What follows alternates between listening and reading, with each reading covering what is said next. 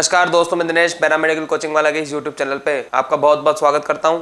तो दोस्तों, लास्ट की क्लास में हम लोगों ने स्टार्ट किया था स्पेक्ट्रम के बारे में, लाइमन, बामर, हाइड्रोजन स्पेक्ट्रम कैसे बनता है, ठीक है। और मैंने कहा था कि आपको अगली क्लास में कुछ एक इसके क्वेश्चन डिस्कशन कराऊंगा।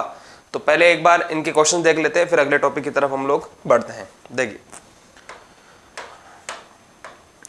क्वेश्चन हमारे पास क्या कहता है कि आपसे कहा गया, देखिए कि फाइंड द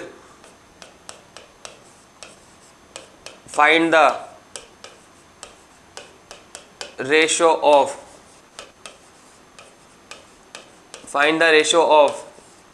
वेवलेंथ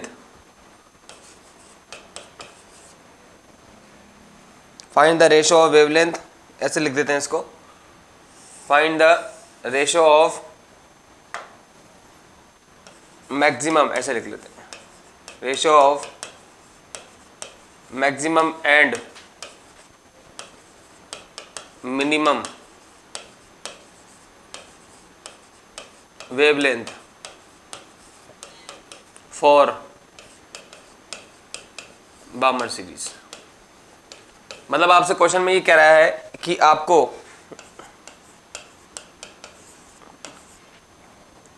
आपको क्या निकालना है, ratio of maximum and minimum wavelength. मतलब वेवलेंथ का रेशियो निकालना है, कौन कौन सी मैक्सिमम और मिनिमम, ठीक। किसके लिए निकालना है? बामर सीरीज के लिए। अगर आपको ध्यान हो तो मैंने आपको लास्ट क्लास में कुछ बातें समझाई थी। सबसे पहले हम लोग देख रहे हैं मैक्सिमम वेवलेंथ के लिए। तो लास्ट क्लास में मैंने आपको ये बताया था, जब कभी भी क्वेश्चन के अंदर मैक्सिमम वेवलेंथ की बात करेगा तो हम लोग क्या करते हैं, यहाँ पे सीरीज कौन सी दे रखी है? बामर। तो मैंने आपको बताया था कि मैक्सिमम वेवलेंथ के केस में हम एक ऐड कर देते हैं। इसका मतलब यह है कि एक ऐड करने का मतलब है n इक्वल टू कितना हो जाएगा? 3। समझ में आ रही मेरी बात? तो इसका मतलब यह है कि लैम्डा मैक्सिमम, मैंने एक फॉर्मूला बताया था आपको, अगर ध्यान हो तो, n1 square n2 square upon n2 square minus n1 square, और यहाँ बताया था मैंने rz स्क्वायर, ठीक है। तो यहाँ से लैम्डा मैक्सिमम जो आएगा हमारे पास वो कितना आ जाएगा? n1 स्क्वायर मतलब 2 का स्क्वायर, फिर 3 का स्क्वायर अपॉन, यहाँ मेरे पास हो जाएगा 3 का स्क्वायर माइनस 2 का स्क्वायर, है ना, और rz स्क्वायर, ठीक है। यहाँ से मैक्सिमम को हम लोग सॉल्व करेंगे तो ये मेरे पास हो जाएगा 2 का स्क्वायर 4, 3 का स्क्वायर 9, फिर 9 में से 4 गया तो कितना बचेगा? 5, और यहाँ मेरे पास बचेगा rz स्क्वायर, ठीक है। इसको मान लेते हैं इक्वेशन नंबर फर्स्ट। ये तो हो गई मैक्सिमम वेवलेंथ। अब हम लोग को निकालनी है मिनिमम वेवलेंथ। तो मिनिमम वेवलेंथ, पहले मिनिमम का मतलब समझ लेते हैं क्या होता है।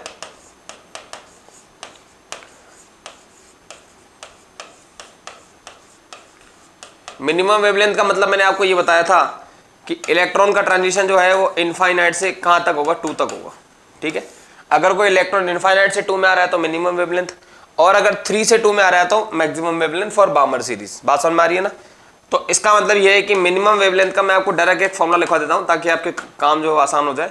तो लैम्डा मिनिमम इजिकल टू होता है n1 square upon rz square. ये मिनिमम वेवलेंथ का डायरेक्ट फॉर्मूला है, आपको ज़्यादा कैलकुलेशन करने की जरूरत पड़ती नहीं है इससे। तो यहाँ से लैम्डा मिनिमम जो आएगा वो कितना आ जाएगा?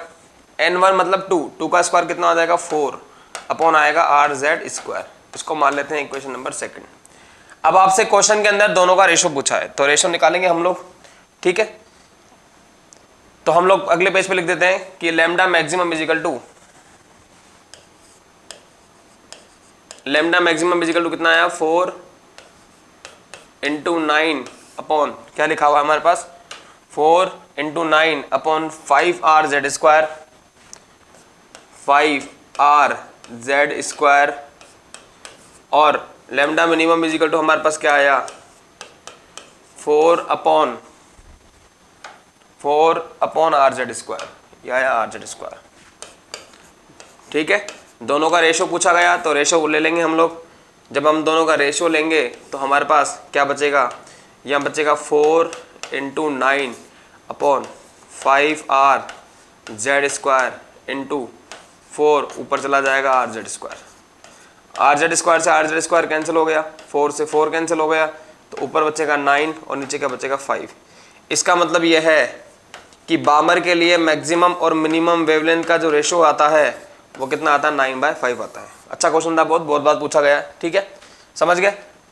कुल मिला के बात ये, जब कभी भी आपसे क्वेश्चन में मिनिमम वेवलेंथ बोले तो सीधा फॉर्मूला लगाना है आपको n1 square upon RZ square, ठीक है। और मैक्सिमम के लिए मैंने आपको तरीका बता ही दिया, बात समझ में आ रही है। चलिए इसके बाद अगला क्वेश्चन हम लोग देखें। क्वेश्चन क्या कह रहा है कि find total number of spectrum lines when electron makes transition from n is equal to 6 to n is equal to 1। आपसे ये कह रहा है कि अगर कोई इलेक्ट्रॉन जो है वो कहाँ से कहाँ आ रहा है, देखिए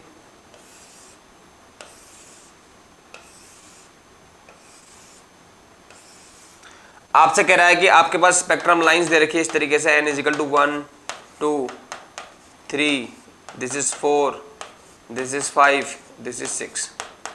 अब आपसे कह रहा है कि आपको total number of spectrum lines बनानी है जब इलेक्ट्रॉन का जो ट्रांजिशन है वो कहाँ से कहाँ हो रहा है, 6 से 1 की तरफ हो रहा है। अब 6 से 1 में जितनी भी पॉसिबिलिटीज है ना वो सारी गिननी है हमारे को। पहले मैं गिन लेता हूँ, फिर मैं आपको तरीका भी बता दूंगा। तो कैसे गिनेंगे, देखिए सबसे पहले 6 से स्टार्ट करते हैं।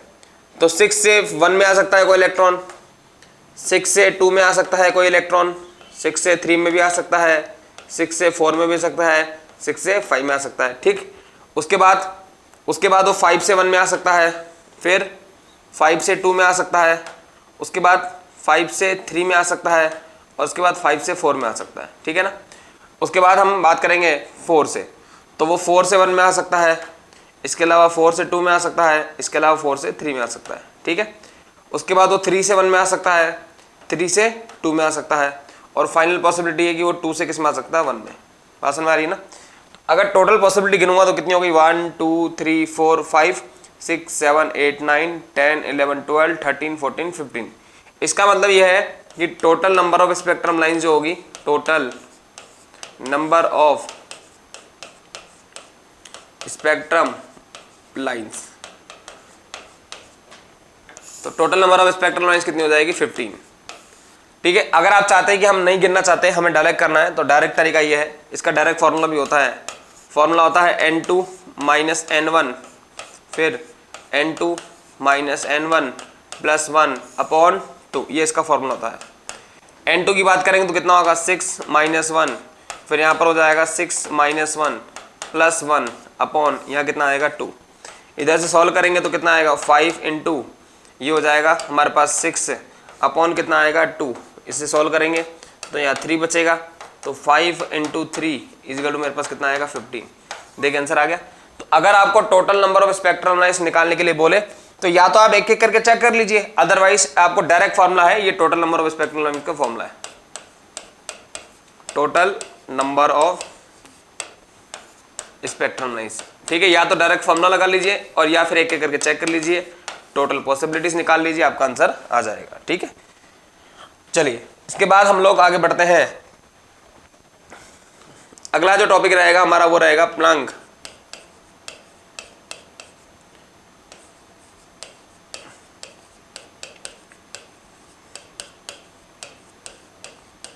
अगला टॉपिक क्या है हमारा, प्लैंक क्वांटम थ्योरी। क्या कहता है Planck quantum theory? Planck quantum theory ऐसे कहता है कि यदि हमारे पास कोई वेव है, और वेव ही हमारे पास जनरली कौन सी ले रहे हैं हम लोग, वेव हम ले रहे हैं इलेक्ट्रोमैग्नेटिक वेव। क्या होती है इलेक्ट्रोमैग्नेटिक वेव, अभी समझाऊंगा इसके बारे में। तो प्लैंक क्वांटम थ्योरी क्या कहती है कि अगर आपके पास कोई इलेक्ट्रोमैग्नेटिक वेव है तो ये जब ट्रेवल करती है, जब गति करती है तो ऐसे चलती है, इस तरीके से।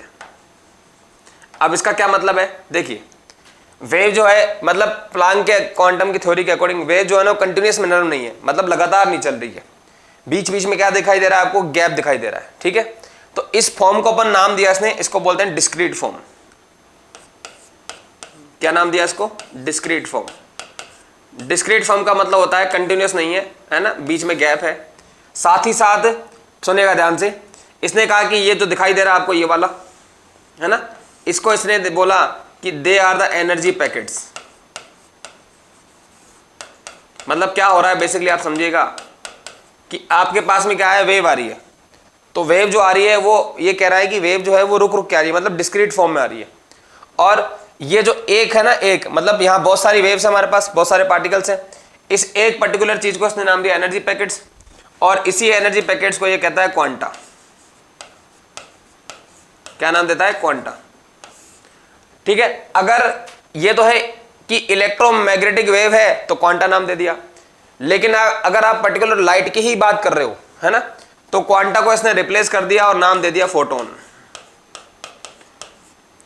फोटोन तो किसके लिए बोलिए? लाइट के लिए। जबकि क्वांटा किसके लिए? सभी के लिए। इलेक्ट्रोमैग्नेटिक वेव में चाहे एक्सरे हो, चाहे गामा रेज हो, चाहे यूवी रेज हो, सभी के लिए हम क्या यूज करेंगे? क्वांटा। लेकिन पर्टिकुलर विजिबल लाइट के लिए हम क्या यूज करेंगे? फोटोन। बात समझ में आ रही है? आगे इसने क्या कहा, ये जो एनर्जी पैकेट है, तो मैं आगे लिख रहा हूं कि energy of one quanta oblique photon. आगे कहता है कि अगर एक क्वांटा की एनर्जी निकाले या एक फोटोन की एनर्जी निकाले, सबसे आगे यही है, तो ये कहता है कि इसकी एनर्जी जो होती है वो होती है E is equal to H mu. ये एक की है, ठीक है। अगर आपको n फोटोन की निकालनी है तो एनर्जी ऑफ n क्वांटा या n फोटोन, तो फॉर्मूला क्या हो जाएगा इसका? वो हो जाएगा E इज इक्वल टू कितना हो जाएगा? N H और म्यू हो जाएगा।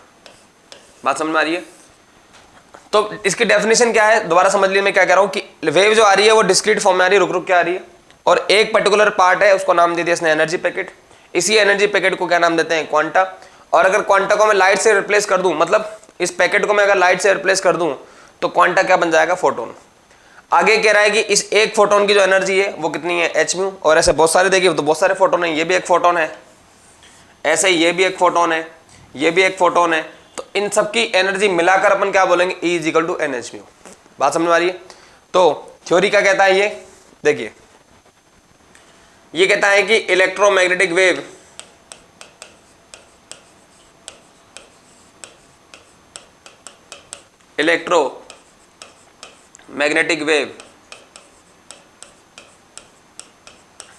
takes place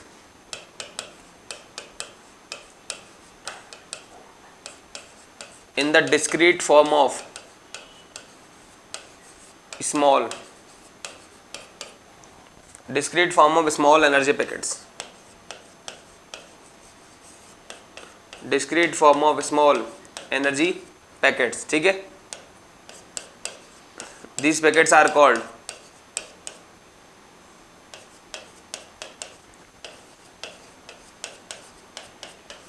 quanta. In case of light,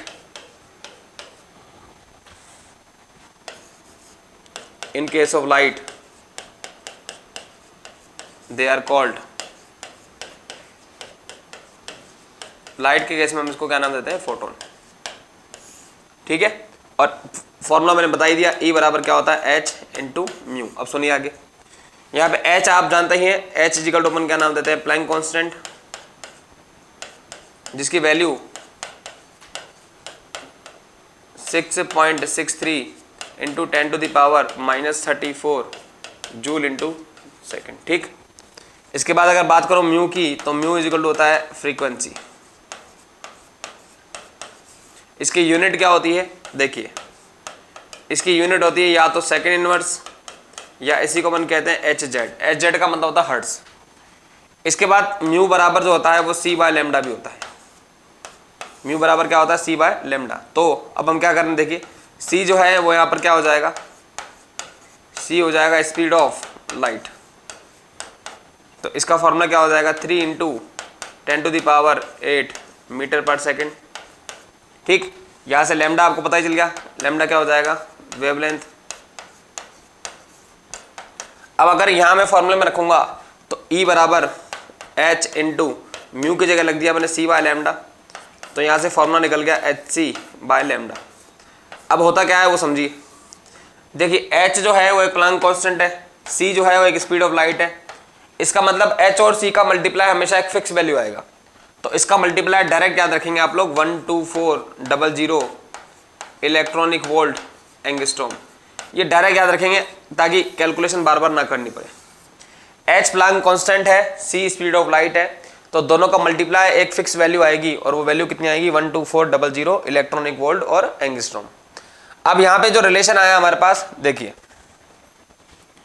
हमारे पास जो E बराबर आया वो कितना आया 12400 इलेक्ट्रॉनिक वोल्ट एंगस्ट्रॉम अपॉन नीचे क्या आएगा बोलो लैम्डा। ये जो रिलेशन है हमारा वो इलेक्ट्रॉनिक वोल्ट में है। किस में है? इलेक्ट्रॉनिक वोल्ट में। कई बार क्या करता है, इस इलेक्ट्रॉनिक वोल्ट को हम लोगों को किलो जूल में कन्वर्ट कराता है। सुन लेगा ध्यान से पहले। कई बार क्या करता है, कुछ रिलेशन आते हैं कि इलेक्ट्रॉनिक वोल्ट को आप चेंज करिए जूल में। इसके अलावा कई बार वो पूछता है कि इलेक्ट्रॉनिक वोल्ट को किस में चेंज करिए, किलो जूल पर मोल में, पर मोल में। इसी टाइप से कई बार वो करता है इलेक्ट्रॉनिक वोल्ट को चेंज करिए आप किलो कैलोरी पर मोल में। तो ये सारे क्वेश्चन जो है यूनिट के अकॉर्डिंग होंगे, जैसी यूनिट दे रखी होगी वैसा आंसर आएगा। तो अब या तो हम चीज़ों को बहुत ज़्यादा लेंदी करके कैलकुलेशन कर लें या चीज़ों को बहुत आसान बना लें। तो आसान बनाने का तरीका ये है कि ये तो पता ही है आप लोगों को कि 1 इलेक्ट्रॉनिक वोल्ट इजिकल टू होता है 1.6 इंटू 10⁻⁻19 जूल। ठीक है, एक इलेक्ट्रॉनिक वोल्ट को अगर जूल में कन्वर्ट करना है तो 1.6 into 10⁻⁻19 joule.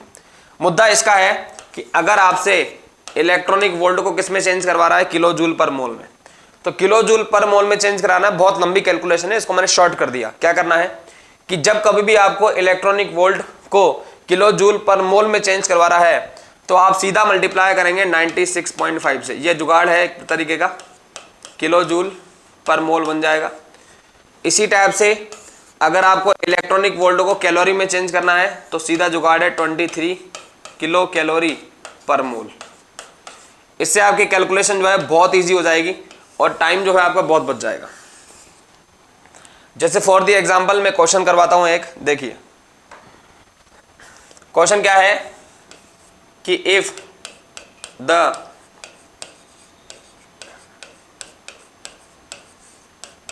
Wavelength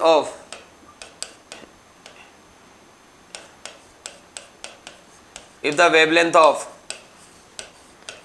electromagnetic wave is, ये दे रखिए 310 नैनोमीटर, फाइंड एनर्जी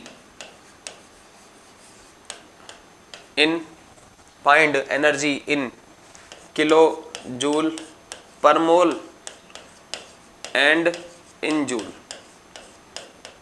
क्या कह रहा है आपसे कि आपको एक इलेक्ट्रोमैग्नेटिक वेव है, उसकी एनर्जी, इसकी वेवलेंथ दे रखी है कि कितनी दे रखी है 310 नैनोमीटर। आपसे कह रहा है कि इसकी एनर्जी क्या होगी। ठीक है, करना क्या है आपको, अभी मैंने आपको बताया था। सबसे पहले लैम्डा दे रखा है आपको कितना 310 कितना दे रखा नैनोमीटर। पहला काम ये करते हैं कि एंगस्ट्रॉम में चेंज कर लेते हैं। कुछ नहीं करना, जब कभी भी आपको नैनोमीटर को एंगस्ट्रॉम में चेंज करना होता है तो एक जीरो बढ़ा दीजिए, सीधी बात है। जैसे नैनोमीटर में 10 है तो एंगस्ट्रॉम में 100 हो जाएगा। नैनोमीटर से एंगस्ट्रॉम बनाने के लिए एक जीरो बढ़ा दीजिए। अब फॉर्मूला मैंने क्या बताया था, E बराबर क्या बताया था HC बाय लैम्डा।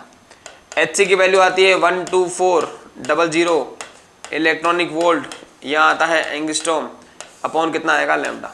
ठीक, इसके बाद आगे सॉल्व कर रहा हूँ मैं इसको।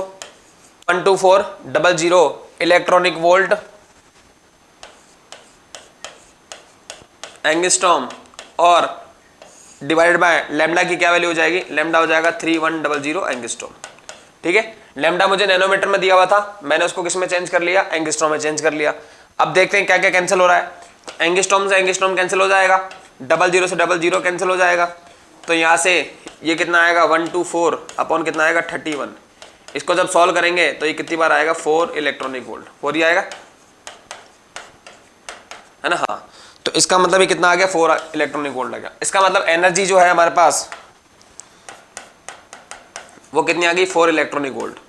बट इशू ये है कि क्वेश्चन में हमें इलेक्ट्रॉनिक वोल्ट के बारे में नहीं पूछ रहा, क्वेश्चन में दो चीजें पूछ रहा है। एक तो किलो जूल पर मोल में क्या होगी, तो अभी मैंने आपको एक बात बताई थी कि इलेक्ट्रॉनिक वोल्ट को अगर आपको किलो जूल पर मोल में चेंज करना है तो 96.5 से मल्टीप्लाई कर दीजिए, आपका आंसर किलो जूल पर मोल में आ जाएगा। ठीक है, तो यहाँ क्या लिखेंगे, E is equal to 4 into 96.5 से जैसे ही मल्टीप्लाई करूंगा तो यूनिट लग जाएगी किलो जूल पर मोल।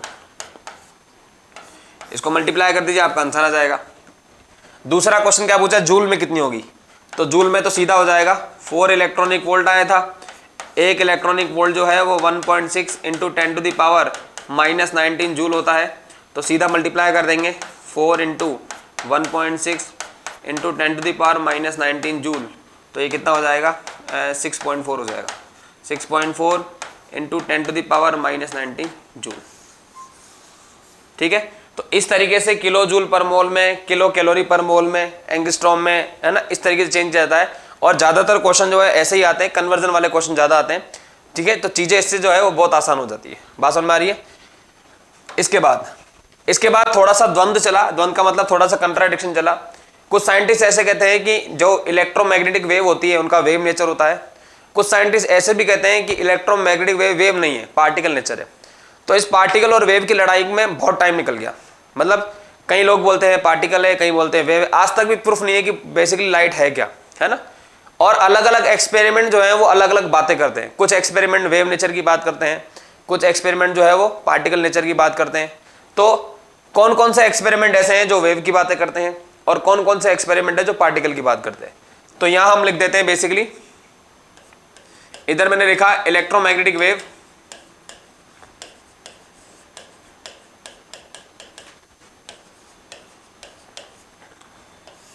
ठीक है। इसको दो पार्ट में डिवाइड कर देते हैं। इधर तो लिख रहा हूं मैं पार्टिकल नेचर, ऐसे कौन कौन सा एक्सपेरिमेंट है जो प्रूफ करते हैं पार्टिकल नेचर है, और ऐसे कौन कौन सा एक्सपेरिमेंट है जो ये प्रूफ करते हैं उसका वेव नेचर है। अलग अलग एक्सपेरिमेंट अलग अलग बातें बोलते हैं, अलग अलग तरीका होता है। सबसे पहले बात करते हैं पार्टिकल नेचर। दो ऐसे एक्सपेरिमेंट है जो पार्टिकल नेचर को शो करते हैं। पहला जो है इसको हम कहते हैं फोटो इलेक्ट्रिक इफेक्ट, पर सुना होगा आपने इसका नाम। फोटो इलेक्ट्रिक इफेक्ट जो होता है वो इलेक्ट्रोमैग्नेटिक वेव का पार्टिकल नेचर शो करता है। और इसके अलावा एक इसके अंदर आता है ब्लैक बॉडी रेडिएशन। ये दोनों एक्सपेरिमेंट जो हैं वो क्या प्रूफ करते हैं, फोटो इलेक्ट्रिक इफेक्ट और black body radiation particle nature को। और वेव नेचर में बात करें, हालांकि वेव नेचर का एक्सपेरिमेंट हमारे सिलेबस में नहीं दे रखा, 12th में दे रखा है। क्या क्या दे रखा है, 12th की फिजिक्स की बुक में दे रखा है इंटरफेरेंस, इसके अलावा दे रखा है डिफ्रैक्शन। ये दोनों के दोनों जो नेचर होते हैं वो वेव नेचर को शो करते हैं। अब डिफ्रैक्शन और इंटरफेरेंस जो है वो हमें अभी नहीं पढ़ना, 12th क्लास में दे रखा है, फिजिक्स की बुक में दे रखा है ना। हम लोग किसकी बातें करेंगे, फोटो इलेक्ट्रिक इफेक्ट की बातें करेंगे, है ना, और किसकी बातें करेंगे, ब्लैक बॉडी रेडिएशन की। ये दोनों हमारे सिलेबस का पार्ट है और ये दोनों एक्सपेरिमेंट जो है वो पार्टिकल नेचर को प्रूव करते हैं। कैसे पार्टिकल नेचर को प्रूव करते हैं, क्या होता है इसके अंदर, इसको हम अगली क्लास में मिलते हैं, अगली क्लास में डिस्कस करते हैं। तब तक के लिए अपना ध्यान रखिए। बहुत बहुत धन्यवाद। Thank you so much.